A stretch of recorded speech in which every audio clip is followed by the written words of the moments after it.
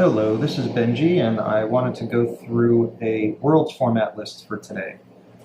As you may have seen from a previous announcement, I'm playing in the Yugituber Grand Championship Mokuba League, and in the Mokuba League you have to play according to Worlds format, and every round, should you continue, you actually have to play a different deck. So at some point in the tournament, I'm going to be playing this Infernoid deck. I could play it in round 1, I could play it in round 5.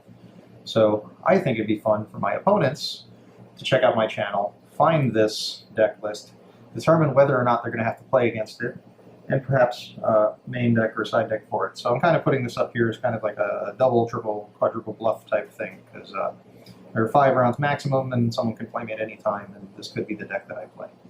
This is most likely the deck I will be playing at the World Championship Celebration Tournament, which takes place next week on the 12th or 13th, depending on your OTS store's preference. Anyways, let's go through the deck list, and I'll explain what everything this deck can do. So yeah, if you're one of my opponents in the Mokuba League, feel free to try and main or side for me. It'll be fun. Alright, so first the main deck. I play a very odd deck. It's a 40-card deck, but it plays the smallest amount of everything possible, I feel. So I play 1 Prometheus, who spin set cards, 1 Antra, which bounces face-up cards, Armadic pops cards, 1 Patrula, pops monsters, pops spells and traps, all can banish cards from graveyard on your opponent's turn. 1 Piatti, pull cards out of your opponent's hand, or banish a card from graveyard. Sujet for Feast, and banish cards from their extra deck, and banish cards from graveyard. Sightsmoss, non-targeting banishment, and banish cards from graveyard. Infernoid Deviati, actually Tondel first. Tondel, attacks twice. Deviati, Harvey's Feather Duster, except for void cards, negates spells and traps. Anupu, Dark Hole, negate monster effects. Heavy Storm, negates monster effects. Dark Hole, negates spells and traps. And 3 Decatrons. So I play the bare minimum amount of, the bare minimum number of Infernoids, 1 of each, and 3 of these. And some people would say some of the ones I'm playing aren't worth playing. I'll get into why I play them, although if you've watched the rest of the series, you'll actually be fully aware of most of these things, so it'll just be seeing them in applications of them. So yeah, there's those 13 Infernoids. I play a couple hand traps. I play 1 Maxi while it's still legal. Whoops, 1 Maxi, and 2 Ghost Ogres. Ghost Ogre, I think, is just a tad more useful against the most likely meta decks, being True Dracos for Diagram, or Dinos for Diagram, or anything. Personally, I don't really care for Ash Blossom that much, because, Ash Blossom is probably really good in the World Championship format, because all the really good cards that get by with less cost, like discarding cards or things of that nature, won't be available. Like all the easy 1-card combo cards won't be available, so they'll have to play more of these cards like Feast and Imagination, where you lose cards when you play them, so Ash would be really good. I personally just don't play it. It'd be a good side deck card for the real World Championship Celebration Tournament. So yeah, 2 Ashes, 1 Maxi. I play a full Void Engine. So I play 3 Void Banishment, 3 copies of Void Imagination, Fusion Spell. So search card, Fusion Spell. I expect in the World Championship that most people are going to be playing some sort of extra deck, or at least a Link Monster, so this is pretty live most of the time. Play the 2 Void Seers, because there's not much way around Masterpiece, and he's at 1, and since I'll be playing 5 rounds, at any moment I can play against a deck that plays Masterpiece, so I needed a way to get by him. So this will let Anoku not get killed by a Masterpiece pop, and he can just run over Masterpiece. Then I play 2 copies of Pot of Acquisitiveness. Because of the really low monster count in this deck, the goal is to actually just banish the ones I want back in my deck when I draw this card, and then shuffle them back in. So if I use an Anoku or Deviati early and I need it for Imagination, if I draw this, I can just banish them and then shuffle them back in. I could do the same thing with the Sujet and use the Feast, or Sujet with Decatrons and put them back. So that lets me reuse cards that have been used early game. 1 Burial. Burial is just like a free, very free card. I've decided to play 2 Mystical Space Typhoons, for back row removal, and that's just based on what's been going on in this meta. It's probably not the right call for the Worlds format, but I decided that you really need cards that you can go 1-for-1 with your opponent on back row, like Diagram. You want to be able to just space back the Diagram or space for the infusion. And I never really found the banishing of their cards to be worth it with Cosmic Cyclone, and lately every card that you Twin Twister has to be answered immediately, so they'll just play one spell card, you have to answer it, and then you'll have to go neg by discarding a card. So Twin Twister's been working out so badly lately. So depending on the deck, Twin Twister just doesn't work for you. And the Ghost Ogres kind of act as Twin Twisters also that you can play on your opponent's turn, so that's why I also picked them. I feel like MST is like the card right now that makes sense to play. Play 1-for-1. There's Decatron's level 1. This gets the Decatron faster, so it's just like your 4th Decatron. Now I'm not playing Rekindling, which I normally would play in a bigger deck, because this deck has such a small Infernoid count. By the time all the Decatrons get into the graveyard, you might not have any Infernoids left in your deck, because this deck really turbos all 13 Infernoids out of the deck really fast, so the Decatrons kind of become dead. Like, you kind of have to like use the acquisitiveness to reload Infernoids just so the Decatrons aren't so dead towards the end of the game, but it usually doesn't take that long.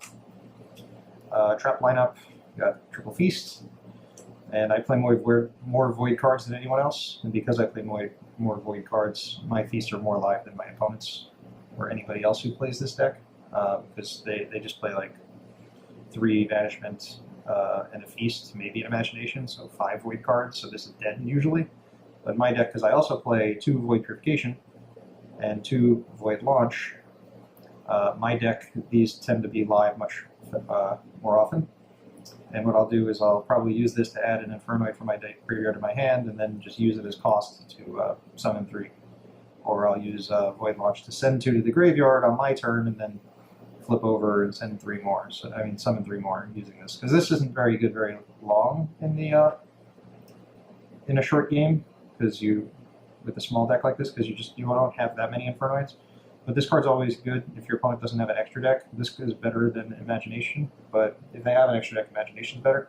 But just more cards to use Feast with is always a good thing. And I play a 3rd Void Seer over them, but Void Seer tends to be the card that either wins you or loses you games by having it, so you don't want to have to commit to either of them too much. So those are the Void traps. I play 1 Breakthrough Skill and 2 Solemn Strikes in the main deck, because by the World ban list you can only play 2 Solemn Strikes. Breakthrough Skill I find is useful for Masterpiece. If he's not immune to traps, he becomes suddenly weak against everything, so that's useful. It's also good for any anti-meta deck, which is a high probability of playing against in a Worlds format tournament, because most anti-meta decks haven't been affected. You can Breakthrough Skill a Vanity's Fiend, you can Breakthrough Skill so many things. Any Floodgate monster, it's pretty useful. So yeah, that's the main deck. I think the main deck is perfect. My brother hates my main deck, but we just have a very different way of playing Infernoids. Like, he'll play like a faster build, but it'll run out of resources and he'll win with like nothing left, and I'll play like a real slow grind game, and then I'll just like beat my opponent by managing my resources well. Actually, that's the main deck. Extra deck, it is link format. For this tournament, it's pre-Code of the Duelist, but it's post-Link Strike, so you only have 3 extra deck options, and the only one that really makes sense to play in terms of Link monsters is Decode Talker. If you make Decode Talker, he doesn't have a level, so he doesn't affect your level count. So if you summon Decode Talker to the extra zone, and then summon 2 more Infernoids to the his pointed zones, he comes out as a 3,300 meter, so he's bigger than most Infernoids you have in that sense, and he doesn't affect the level count. Alright, so the 1 Decode Talker, I played 2 copies of Infernoid Tiara. I was playing 3, but I decided on a different extra deck monster. Tiara is good, and it's good to have 2 because Lithosygem is a thing, and they could banish 1, and then this becomes kind of unplayable. But I do play Pot of Acquisitiveness, so it is possible to reload my banished extra deck monsters. So what else is here? I have 1 Utopia Beyond, which is part of an OTK. I'll demo a bunch of OTKs and other fun stuff at the end of this, just the cool plays you can do with this deck. I play 1 copy of number 62.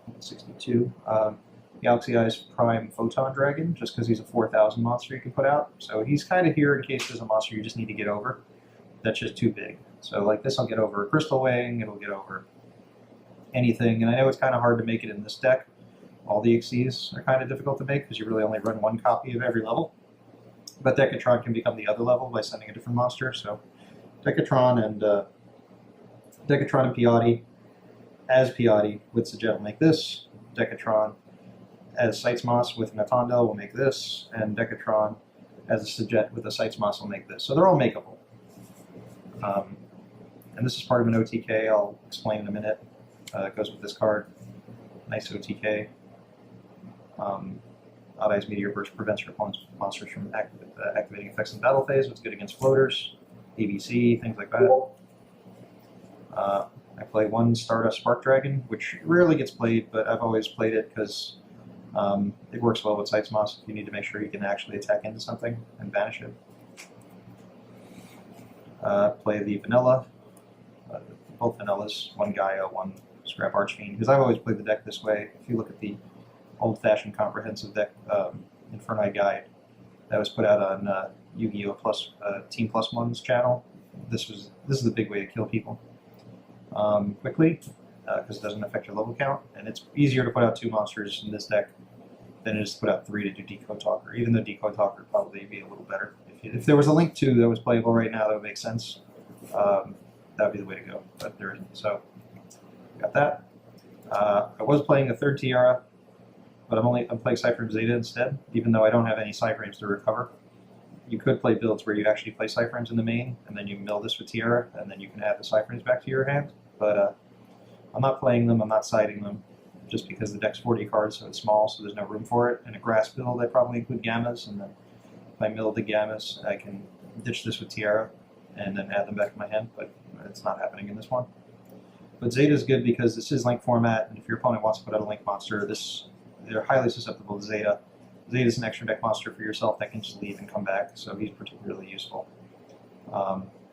Then I play one Cypher Omega, because it's limited 1 in this format, in Link format. Not Link format, Worlds format. Under the Worlds ban list, he's at 1, and Level Eater's at 0, so Dark Synchro stuff is like screwed up by that. Omega's good just to ditch with Tiara.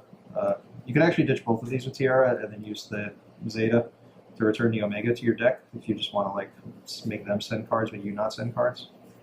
Then the other card you send is your second Tiara, because you can't really make both.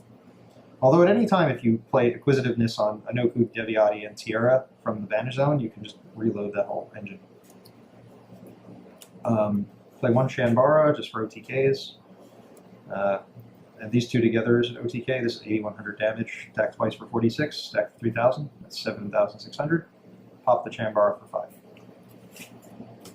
I play one Clear Wing Synchro Dragon, which is good for an OTK, which I'll show all the OTKs in this particular deck at the end of this, and then I'll make other deck lists and show other OTKs for other formats. Worlds format's a little challenging. This is the side deck I decided to run, specifically because I'm in the Mokuba League and everyone has to change decks, so I didn't decide to run for the deck I might run into. I decided to run for problems that would occur just on my deck. So this is here if I have to deal with fusion summons and or tribute summons. So playing the one warning, didn't have room for the main deck. I can clear my board to play Drowning on things, and Drowning doesn't destroy it, and it doesn't target, so it deals with lots of things, Cosmo, anything you don't want to float, this is pretty good against. I play one Torrential because I've lost duels where because this is battle phase dependent, and this is just more like immediate, this would have been good, and it does destroy those, so playing a mix isn't a bad thing of cards like this. Like some people will say you want to play the best amount of the card you find better, but sometimes would you play, if you were playing a 60 card deck, playing 3 strikes and a Grand Horn is not as good as if you played a 40 card deck with 3 strikes. Like sometimes having different cards that do accomplish a similar goal is good, because you never, like if you have 3 Drownings, you're guaranteed if you get a Drowning to do what Drownings do. But if you play 2 Drownings and a Torrential, this does things that this can't do. and you actually have the option of drawing that. Sometimes, I mean, there'll be the scenarios where you'll wish you'll have had all three of one, but you know you can't play three torrentials. So I don't know. Playing multiple cards that do similar things isn't necessarily a bad thing, and not running them at threes isn't necessarily a bad thing. Matter of fact, your opponent seeing more options is a scarier thing for them. You know, so this is I don't know. I like torrential almost as much as I like drowning. So I went with torrential. I just didn't want to commit completely to the drowning. I play 2 trap stuns. This is for some sort of fossil Dyna deck or other things of that nature. So any kind of big trap heavy decks, Tellarknights, which are big probabilities of coming up here, Paleo. If you activate trap stun, because Deviati doesn't destroy void cards, you can actually nuke your opponent's side of the field with Deviati and not affect your own. And this negates counter trap, so they can't strike Deviati. And Infernoids were much better before Solemn Strike came out, because just like the expense of actually having to summon them wasn't such a big deal. But now it's you can't afford to summon an Infernoid and get negated. So these are the best way I've found around it, since your big boss does actually deal with the back row. So you play this, and then all the back row's gone. It's exceptionally good against any kind of big back row deck. Goofy thing I've done before. If you have activated a trap stun, I did this in like a counter fairy matchup. My opponent had, what was it? It was really annoying. Banisher of the Radiance and Fossil Dyna. So I activate trap stun knowing he has Dark Bribe down, and he doesn't activate it. Then he attacks into me, and I activate Drowning Mirror Force, and he doesn't activate Dark Bribe because it was the Drowning Mirror Force would be negated by trap stun. So he doesn't activate his Dark Bribe again, which he needed to, because I then Twin Twister my own Drowning Mirror Force, so it leaves the field, and Trap Stun only affects spells and traps on the field. So by the Drowning Mirror Force going to the graveyard, it was no longer affected by Trap Stun, and because he didn't activate Dark Bribe, I was able to chain my Twin Twister to it and resolve that. So you can actually Twin Twister or MST your traps to get them to resolve, and your opponent can do the same. You could do the same thing for your opponent's traps if you really wanted to, make them resolve under Trap Stun by like destroying them in response with another card. But yeah, if he'd activated a Dark Bribe, it would have been a counter trap, and I wouldn't have been able to activate anything. So I just think it's an interesting story, something people haven't done before. You know, pro plays. I play Imperial Order if I know for sure I'm going first. And the truth is, I built this deck to go second, so I just go second. But if I do win, I assume I'm going second and I wouldn't side this in. But if I lose, I can choose to go first. And because I play like a much heavier trap lineup than most Infernoid decks, I can just play this down on turn 1 after searching with Banishment for a feast, and then my opponent can't play under Imperial Order. I can pretty well. So that's why I play Imperial Order in the side deck. I don't know how I feel about it. Because strikes at 2, and this deck completely loses to Ash Blossom.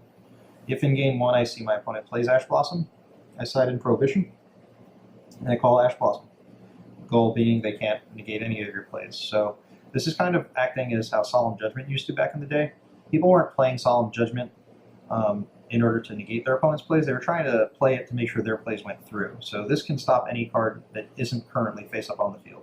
They can't use that card, which means they can't summon it, and they can't activate their effects, but they can pay them as costs or set them, so they do have some options. Yeah, so Prohibition's kind of a neat card. I only play the one. It's really just, you know, if you happen to know you're going first or second, and you open it, you can just use it to ensure that goes off. So you can just play this and then play Imagination. They can't do anything with that.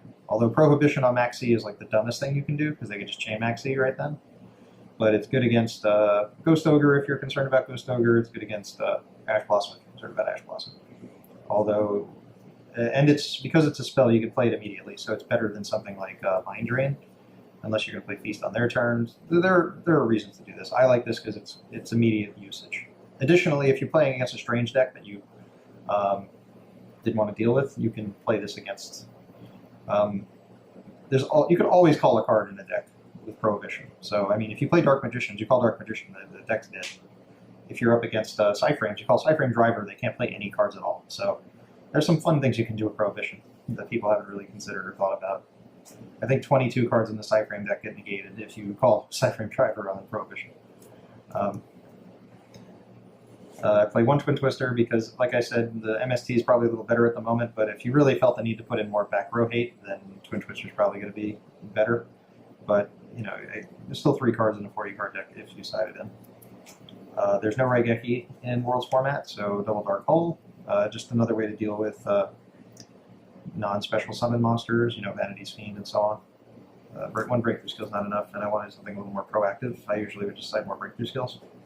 And in a decks where you play grass, milling a breakthrough skill is pretty good, so you can get it. You can get to those monsters then. I also decided I don't really like what do you call it?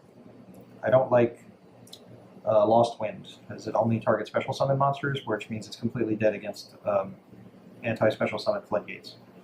So I prefer breakthrough skill. Let's see, other things.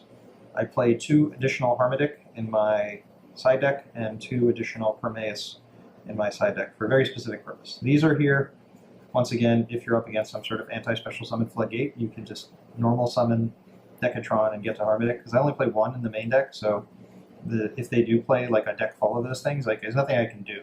Like all I can do is try and get Decatron in my hand, and if I drew the 1 Harmodic, I lose. So I really need, these are just additional ways to make that useful. You just, if you know that you need these more in your matchup, you just take out something that you don't really need as much.